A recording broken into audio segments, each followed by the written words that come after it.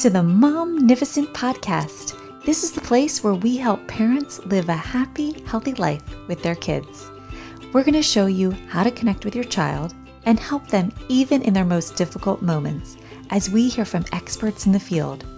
I'm your host, Dr. Karin Jakubowski, an international speaker, public school principal, and former struggling student. The Momnificent Podcast equips parents with science-based strategies to help you live a happy, healthy life with your kids. Welcome. Sandee Sgarlata is a happiness coach and author of her recently published book, Happiness Solved. Sandee was 12 years old and could not have been happier as she climbed the 100 steps from the river dock to her house, only to learn that her brother had tragically died while serving in the U.S. Army. It was just one of the defining moments in her life. Maybe you've dealt with a recent loss or know someone who struggles with an addiction. Sandee's story will encourage and inspire you. She's a retired U.S. national and international figure skating coach, and she's here today to remind us that life is too short to live without peace and happiness. Sandee, welcome to Momnificent. I actually was starting to get teared up when you were reading. I was like, oh, she's talking about me. I know, it's so funny. We live with ourselves every day. But then when somebody stops and gives the whole picture of it, it's it's been an amazing life. Well, I recently hired a voiceover artist to read my book, to put it out. Because in my mind, I'm like, I need to read my own story. But that would take me 1,000 hours because audiobooks have to be very succinct. And I'm always stumbling over words. And anyway, I prepared an audition because it's a self-improvement book and a mini memoir. So I had this part is self-improvement and then read my story. I started bawling my eyes out when she was reading my story. And I'm like, you're hired. It was because her her voice and the emotion that she put into it, I was like, oh my God. Oh man. So I could have been runner up. No, I'm just kidding. That's so funny. How many people did you have to go through till you found someone? Is that hard? It was only 4. There's a service called Findaway Voices, and it's pretty reasonable. It didn't cost me an arm and a leg compared to what my publisher was going to charge me. Oh. And it literally was $1,000 to have it all done. Wow. And they distribute it and all of that. And I'm so pleased with it. It should be out any day now. And it's going to be on Audible, right? On Audible. Or yes. It's there's 47 different channels where you can find audiobooks, as a matter of fact. Really? I had no idea. I didn't know either. But so many people I know listen to books. Exactly. Yeah. Exactly. I mean, I just interviewed someone who wrote a 600-page book, and I'm telling my husband, this is incredible. And he's like, is it on Audible? And I'm like, no. He's like, how am I ever going to read it? And I'm like, he's so used to listening. So, yeah. Sandee, where are you enjoying Momnificent from today? I am in Ashburn, Virginia. We're west of DC. Yeah, Virginia. Well, hopefully you have milder weather than we do in Delaware here. It's kind of warm. Oh, you're in Delaware. What part of Delaware? An hour and a half from the beaches. Okay. Just south of Wilmington. I don't know. I mean, it's so small. You blink and you're through the state. My sister lives outside of Middleton, Delaware. Middletown? Middletown, yeah. Oh, that's 20 minutes from me. Yeah. Oh, yeah. That's sweet. All right. So, Sandee, what's one thing that you've done recently that maybe you have or haven't done in a while that just brings you joy? Well, probably just because it was last weekend, my son, who is now 21, can't believe it. It flew by. He's in a fraternity and it was Parents' Weekend and he goes to the University of Louisville. Sorry, people. Louisville. It's I refuse to say Baltimore. I say Baltimore, right?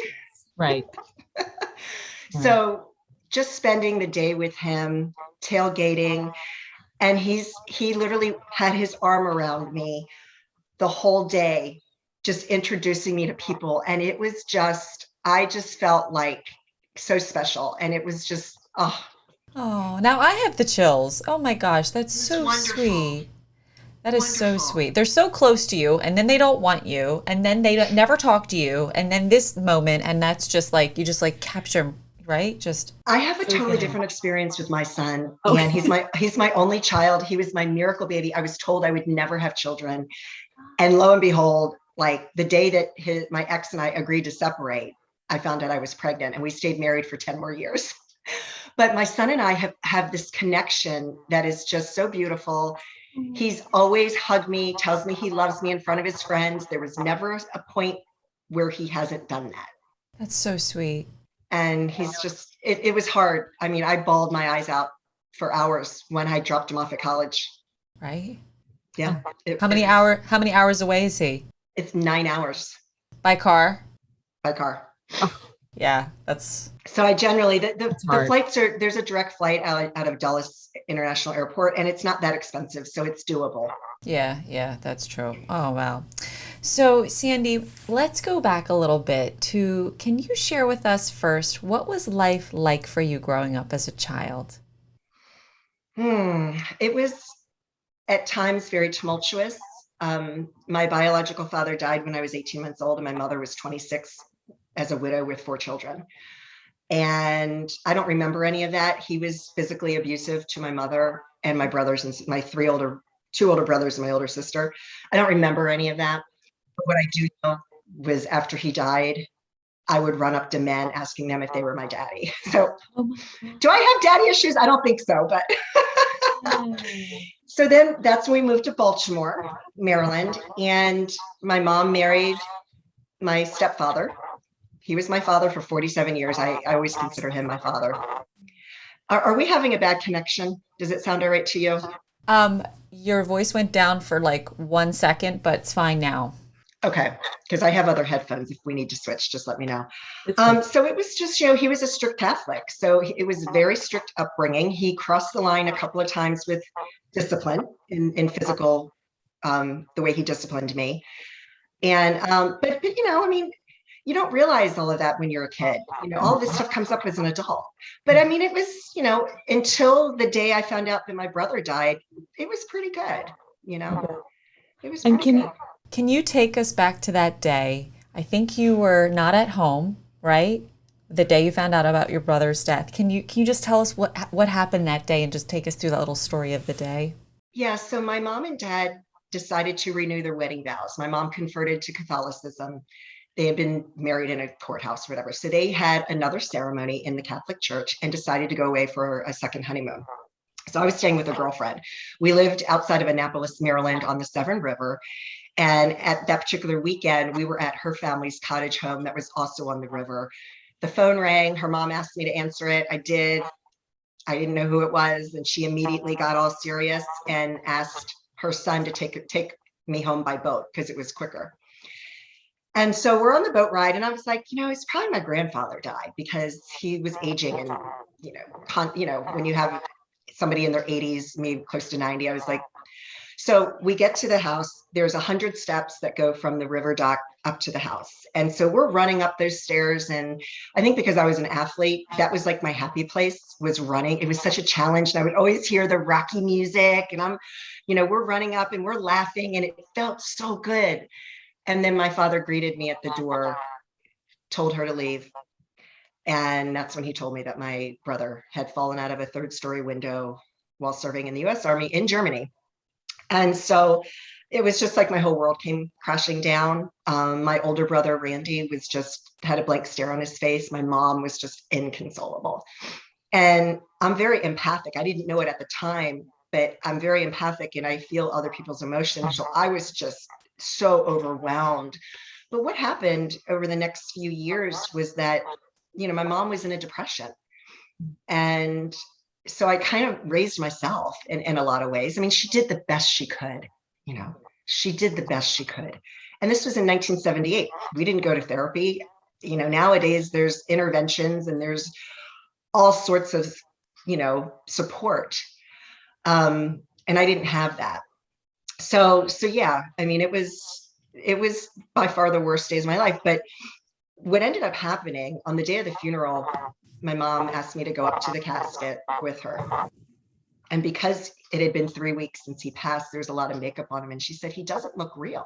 He looks like a mannequin. Well, I just turned 13. he died 2 weeks before my 13th birthday. So the funeral was like a week after my 13th birthday. And from that story, from her saying that, I made up this story that he was not dead. Oh, wow. That he was coming back. Oh my God. And that, he was a spy, or he was in the witness protection program. And that was how I dealt with it. So I really pushed the grief away. But the interesting thing from that, the beautiful thing from that, is every year, like once or twice a year, I have a dream where I open up the door and he's standing there and we have this amazing reunion. And I wake up with a smile like, oh my gosh, But the other story that I made up is that I wouldn't allow myself to be happy because I equated my happiness with something tragic happening. Years later in therapy, I learned that it was PTSD, and it still shows up every now and then, but I have so many tools. I can deal with it, but it's not severe by any stretch of the word. But it's just these thoughts come up of somebody's going to die. And I have to like talk myself off the ledge, Wow. But so yeah, you got to deal with that stuff. So so now I'm gonna probably skip around a little bit in your life, but how did you, when did you, like, so you're known as a happiness coach, but what changed so that you were actually able to walk into this part of your life that was, different than what you were dealing with? In my early 20s, I had a very weak moment and was out with some friends, and they put some cocaine out in front of me, and it had been put in front of me multiple times. And I was like, no way. My brother, part of the reason why he fell out of a window was because he was on so many different types of drugs. So I was like, I am never using drugs. And I had experimented with marijuana, didn't like it, but that was it. And so I just kept using cocaine because it took me to a place where I felt amazing. And that's the powerful thing about cocaine and the worst thing about it. So I hit rock bottom, went through like a 6-month outpatient recovery program, had to give up, drinking and everything, which was totally fine. I was like, I don't care. I just want to get my life back. Started into therapy, and that just became obsessed with self-improvement. I'm a self-professed self-help junkie and have been doing this for 30 years. So everything I talk about in my book is how I live my life every single day, because you never get to a place where, okay, I've arrived. No, life happens, and it's just making that choice of how you're going to react when life happens. And but you still have to feel the feelings. I still have all sorts of things that come up, whether it's, feeling left out, or, you get in my son gets mad at me, or, whatever. You have all of these situations, and you have to feel that pain in order to get to the other side of it. So what was the defining moment for you to go get therapy, or to go to go into that self check-in, like to try to get out of your addiction? Like what actually happened? Because look at how many people struggle with that and don't go for help. Or was it someone influencing you, or how did something at what moment inside you said, I will, and I'll commit to this? I had been gone for 24 hours. I was engaged to my ex-husband, and we had just been engaged for like 3 weeks, and he was on a business trip, and this was before cell phones, so he couldn't reach me. So he came home. I came home. He greeted me at the door. He thought that I was having an affair. I would never have done that. And so I had to just say, I'm a cocaine addict. And then an hour later, my mom and dad showed up. So then I was like, intervention. He wanted them to take me with him. He wanted me to just leave. And they were like, look, if you really love each other, you can work through this. And so he was the one that, really put his foot down. And I was like, okay. And I did it for him. I wasn't doing it for me, because I was not in a place where I was ready to help myself. Yeah. But I did it. And then of course I reached a point where I was like, okay, I got to do this for me. And that was when I just found this deep connection with the universe, God, whatever you want to call it. Yeah. That's beautiful. And then, Okay, so now I'm totally switching gears on everybody. But so you were an international and national figure skating coach. How did that happen? And walk us through that little career of yours. Yeah, so graduated from high school, or well, my senior year of high school, I auditioned for the Ice Capades. It was the only goal I had, never even considered college. Graduated from high school, get a letter in the mail from the Ice Capades congratulating me, saying you're put on a waiting list. And I was like, now what am I going to do? So that was that. I gave up that dream. It was a very small show. This was in 1983. It was very, very small. And so years later, it was actually in 1993, they in the town that I live in Virginia, it's called Reston, Virginia. Yeah, most people know Reston. And they opened up an ice rink. And I was one of the first coaches on staff, figuring I would just teach group lessons because I had no impressive titles or medals under my belt. I never competed outside of my region. And so, long story short, I saw this kid in rental skates doing an axel, which was like, what are you doing? And he taught himself. I took him from rental skates to US nationals. Of course, once he got to a certain point, I had to bring in another coach because, so I brought in this really great Russian coach who I'm still friends with to this day. And then I watched him win his first gold medal at an international competition. And he wanted a coaching change with the Russian coach and brought in a female coach from Romania. And we just could not see eye to eye. And I talked to his mom and I said, you know what? I'm going to step down while I'm on top. And that's when I really stopped coaching full time. And he ended up being an alternate for the Olympics. Oh my God. In pair skating, because he injured his knees. So he switched to pair skating and he was an alternate for the Olympics. And I still keep in touch to him. He was like my first son before my son was born. And yeah.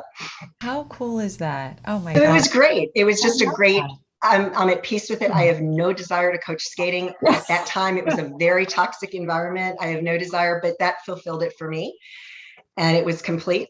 But then I went into life coaching. So yeah, I'm a coach at heart. So, And how did you start your book? What birthed your book? Tell us a little bit about that background story. So it all started, I went back to college. I graduated 35 years after I, graduated from high school, which was 2019. And it was actually a project in a business class. And that was when I started writing it. It was 2014. It was just this project and I came up with this whole idea.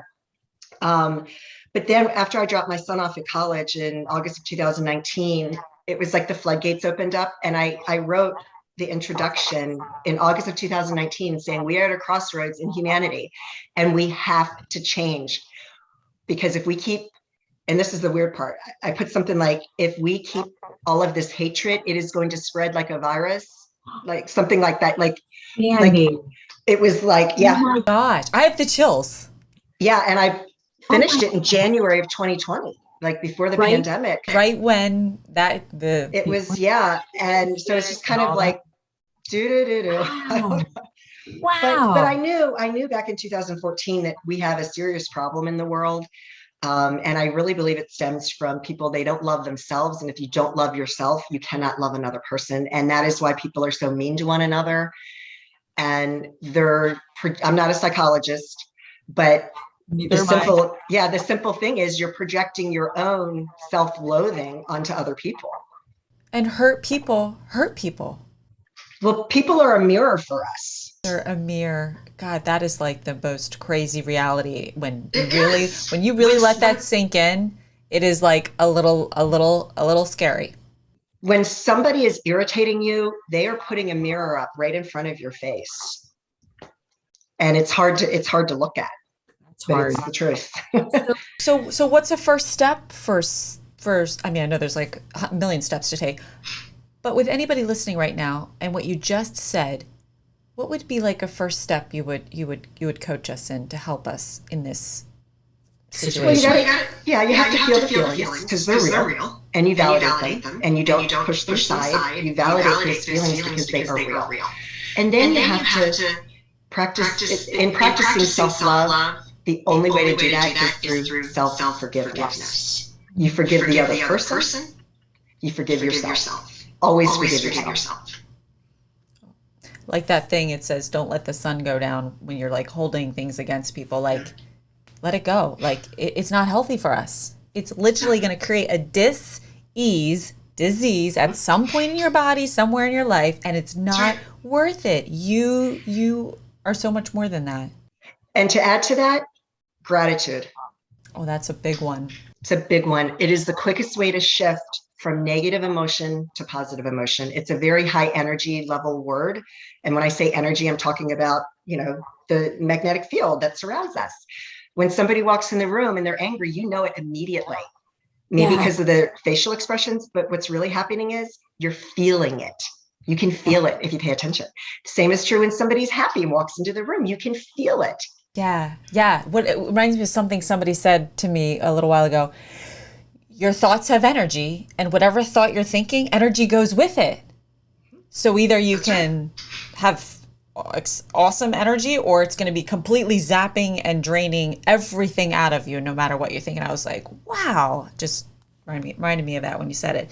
So can you share with us one or two practices, which you probably already are telling it to us now, or tell us another practice in your book that if someone hasn't gotten their hands on your book yet, maybe just listening to this can be one little takeaway they can take in this 30 minutes with them today. Yes, absolutely.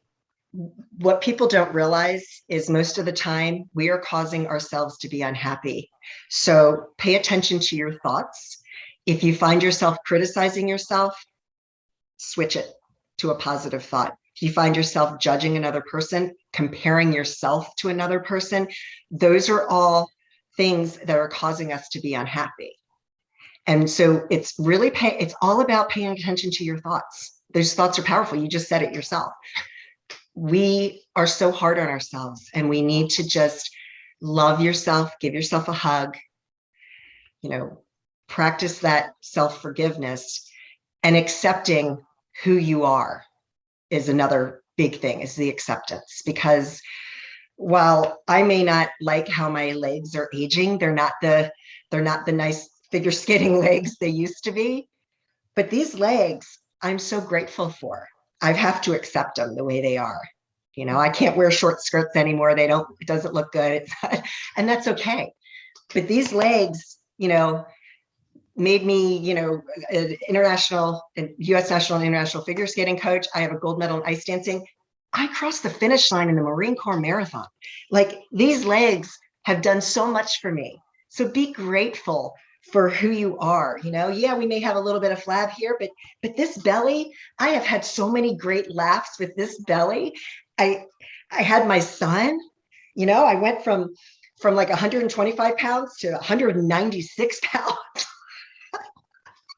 They're like, you may have a high risk pregnancy. You need to stop exercising and gain weight. I'm like, so I did. I gained 70 pounds. So just be grateful and accept who you are and all of your wrinkles. And, it's just part of loving yourself. Acceptance. That's so beautiful. And Yes. it's such a good reminder. And it makes me think of how if you can't stop and come to that point where you do love yourself, you can't be open and in that space to really accept others for who they are and just let them be them without judgment. Oh, that's huge. But what a beautiful place to live. And everybody wants someone to make them feel recognized, needed, wanted. They have a like we all want that at our core. So if we can get to that place to accept us and where and who we are at, what a beautiful environment with whoever you interact with when they feel that from you, because you will create that for both of you. But a disclaimer here is I'm not perfect. I get angry. I'm a hothead. I I can be, and not it's lessened over the years. Um, I There's times where I catch myself judging other people, and I'm like, okay, stop. But what I do is I switch it. I switch that thought, and I don't judge that person for what they're wearing. I then say, oh my gosh, she looks beautiful. I'm not perfect. Nobody, none of this stuff will be mastered. It is something you have to practice on a daily basis and just you're be not a gentle with robot. it. Right. The only way to flatline is to be on top of a mountain and meditate all day, right? Exactly. And then With that's nobody else. right. That's not reality. Not real. So It's not real it's life. just about recognizing when those thoughts come up and being gentle with yourself. Like, it's okay. It's normal. I'm human. But then switch it. And I love it. I love everything that you're saying. So, lastly, what's one thing that you would say to your younger self that you can leave our listeners with today? I wrote a novel, was published in 2009. And in it, I share an experience that I had when I was in outpatient recovery. And I talk about this. It's a big theme of this novel, which is not available for purchase anymore. But spoiler alert, I am finishing it. I have the second book finished, going to finish the third book, put them all together and republish it. So there was a visualization exercise where I'm walking down this path and I see myself as a 6-year-old child. And she looks up at me and she says, "How did we get this way?" So think about that one, because I believe that the second book was actually called Beginning to Remember. I believe that we all have that within us, that innocence that we felt as a younger child, and then the world gets to us and brings us down. And we're all beginning to remember who we truly are. Yeah. And we can all have that innocence that we had as a child. That's so beautiful. Thank you. Thank you for sharing that. And Sandee, how can someone find and follow you? On Facebook and Instagram, excuse me, allergies, at Coach Sandee Sgarlata. And my website is sandeesgarlata.com. My email is sandy@sandeesgarlata.com. Well, Sandee, you are a beautiful person. And thank you. thank you for sharing your stories with us today. It has inspired me, and you just make me smile. So thanks for being you, and continue being you, because you are touching so many people's lives. And there's so many of us who need to be reminded of the message that you are carrying and sharing. And thanks for being so vulnerable and open. And I wish you all the best. Thank you, Karen. Thank you. It's been an honor and a privilege to be here today. Well, that's all we've got for this episode of the Momnificent Podcast. If you enjoyed this episode, I would be honored if you would subscribe and rate if you really liked it. I know wherever you're listening right now, it might not be the best time to leave a comment, but feel free to leave a question, a review, or a comment at any time. And until next time, remember, don't worry, be happy.